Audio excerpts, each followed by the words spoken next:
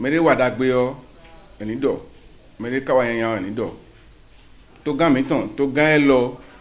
président Patrice Talon Athanas Guillaume to gan lo ye yo o egbon fi lo kun ni wayi kan e ko do no ne tama kaka be ja to me fi yo mi suku do ku to me na vo a e kledo me mi ton e godin file me mi ton e si kanjo e kon yin le e veni bo bio la to me be mo do e o nu bi kun su don ti gbe o me mi ton yin esclavage le bo ji yale e vi hunu ye bo hilo kana vi kon to ti ton nu ene ja o be ne to me din atokun yin to atokun da ko ba n to do nu ene yo to me be no da avion bo no ipon nu ene ka wa be ne to fi don to vi to si e ro to de me we ka zo no bi na no apon ro fi nu e ka ro gbe o hon to no pon fonu nu e wa ro tenton me o nu ene le ko da che vu ele ro ti ton na je we ba so vu ene le wa ro benefi e wa je fi don lori na le kusu ye ko bi ko ye ko ro to ba ro kun poncho amo le wa je to fi don na le kusu ye ko bi do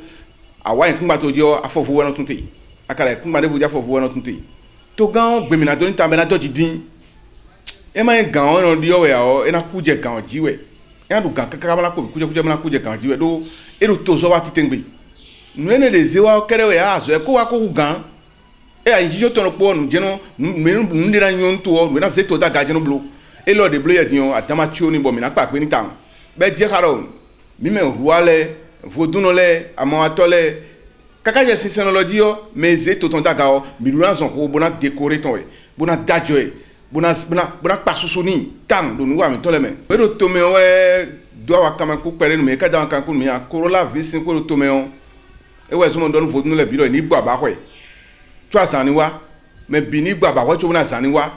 bonu mi na son ko bona son ton le to ga dogbon mi ni no gbon nu aso ni ma ba joro mi wo bo mi na son to mo le pe nu eni o bo do asan po kan po kun po be na wa je da kun to o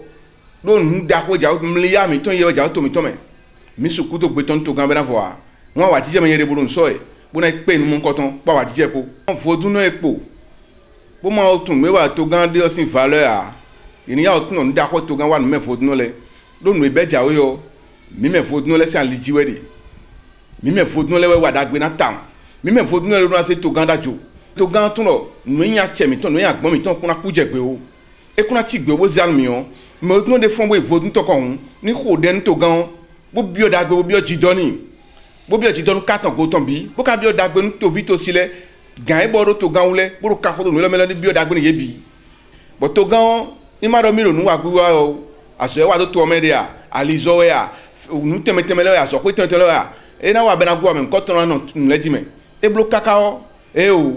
so to na wa de kunu e no nu wa bo to no de kunu me ya e wa nu gudo me fo bo fo nu bi e to na wa de kunu me to na wa de kunu no so e na chen mi kaka bo chen ko jira so atole mi meyin we na gbe jira to ton le o gbe na ze mi daga bo na hwan le nu mi bo na hwan le nu me ko do television ko temeteme le bi na hwan le nu mi bo nu ko we television ton déjà fait télévision nous connait bure nous connait ko jira so ato gbeche web tv e wa fi bolero mon koton sin kan we bo jira won dagbe mon koton e le so aso ko ran nu kon bon alors po kondo po mi na no bo na blo to lo do ka to gan azeda ga o to gan na se khawe to gan lo développement ba mi de e mi kun ba fon ni no to me we so me do kan we mi me bini ma de afo npe bo ko to gan bo ko do me do to gan de o bo nu nu ko na tin to mi ton